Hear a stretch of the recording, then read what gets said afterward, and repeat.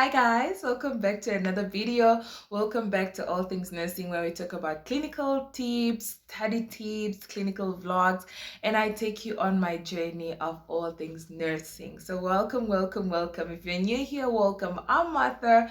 I'm a third year nursing student, and if you're old, you know how we do. Welcome back. So today I want to talk about how to survive second year.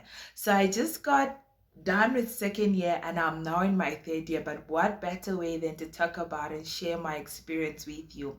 I have written down a few notes in case you see me looking down, but don't think because you've passed first year and you are in second year you can't fail. You can still fail if you don't manage your time, if you don't watch yourself, or you don't step up. So don't think, nah, I've made it through first year of nursing school, so second year will be nothing.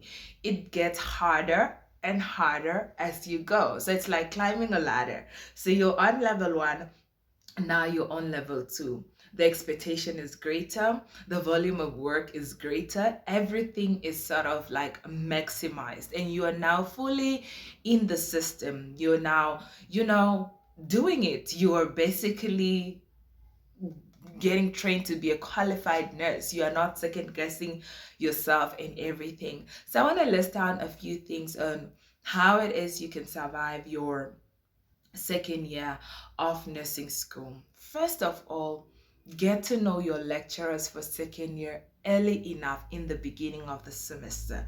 Orientate yourself. Who is your general nursing lecturer? Who is your pediatric nursing lecturer? Who is your midwife lecturer? That's if you have a nursing and midwife combined together, like how I do it at my university. Get to know who is your community lecturer, who is, the different modules that you have. Who are your lecturers? Why? So you know what are their expectations. You know that what are the expectations for their modules, what is required of you as a student, in terms of assignments, in terms of tests, in terms of, exams or whatsoever. So get to know your lecturer early enough. Number two, start with your assignments early enough. I wish someone would have told me about this, guys.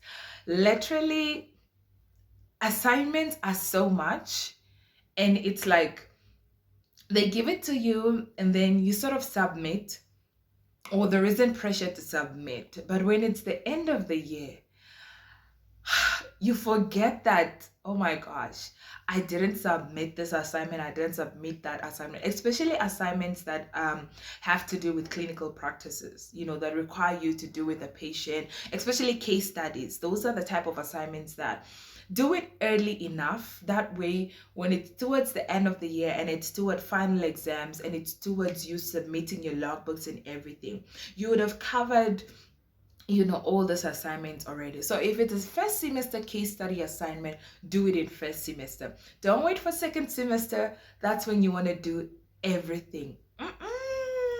Don't do that to yourself. Don't do that to yourself. Which links me into the third thing: get organized. Have an organizational structure for your studies for your second year. Set goals, set tasks that you want to do per day. Do you get what I'm saying? Like, don't just the wake up randomly go to school and just do what you gotta do. No, be intentional, be organized. Set targets for yourself. You'll be like, okay, these are the things I need to do in the 2 weeks maybe, or 3 weeks or month that I'm allocated at this ward. Maybe I'm allocated at the general surgery ward. So what is expected of me to fill in my logbook? Do you get it? Where is my logbook? So I can just show you guys. So this is like a sample of my logbook. And so there are various things we are supposed to fill in. If you're a nursing student, you know already the requirements. So for like this, I've already filled in. This was, by the way, general surgery ward, but this is my third year, so I'm just making an example. So you get to that ward and then fill in or do what you're supposed to do. Do you get it? So for example, you're supposed to nurse a patient who is post-op, or you're supposed to prepare a patient who is pre-op, going for theater, what are you supposed to do, what, get in your logbook and already have, a piece of paper and write down, these are my tasks for this Monday when I'm going on the ward. I'm going to look for this particular patient with this particular condition. I'm going to write down the nursing interventions and da da da da and whatever, all the things that you're supposed to do, so that at the end of the day or the end of the week or the end of the placement, you know that you have done what you're supposed to do. You get it. Your things are organized. That way you don't miss anything, or you don't leave out anything that you're supposed to do or to have completed that particular placement. What is the next thing? Find good study habits. Now, second year, I feel like is the hardest. Okay, I'm just not starting with third year, I'm going to fourth year, but I can feel that second year was the hardest. It's like the pressure and everything boils down all at once, in second year. So develop good study habits. When you started first year, you were just, it's introduction to nursing. You're just doing the basics. You are getting to see if, I'm up for this or not. So there isn't, whether you study or don't study, you sort of, you pause because perhaps you did biology in high school, you did physical science and all that, so you pass. But then you are in second year and more things are added, and the demand is greater. So develop good study habits. Make sure, I'm gonna take this, if there is one thing you're gonna take from this video, take this. Make sure you study every day, at least for 2 hours. 2 hours. Make sure you study every day. Like, whatever it is that you guys did that day with the lecturer or whatever is expected of you, go through it. Don't go to the next class or don't attend the next class having not done, revised and understood the notes or the stuff from the previous class, as well as having gone through a little bit of the notes that are for the next class. Do you get it? So develop a study habit and stick to it. If you know that Monday to Thursday I'm gonna study, then Monday to Thursday you're gonna study 8 p.m. or this particular hour. Don't compromise. Whether it's compromise with family, whether it's compromise with friends, whatever, don't compromise. Discipline yourself and stick to your study routine. This will help you very much in second year. It will help you very much in second year because it's very easy to pass and it's very easy to fail. So don't neglect this. Develop a very good study habit and be disciplined. The next thing is take care of yourself. Self-care is very important as a nursing student and as a nurse. Burnout is real. We can't avoid burnout, but we can manage it. What did I just say? You can't avoid burnout, but you can manage it. So take care of yourself. If you need to sleep, sleep. Don't pull all-nighters 2 weeks in a row, a month in a row. Do you get it? Get time to take care of yourself. You need to sleep.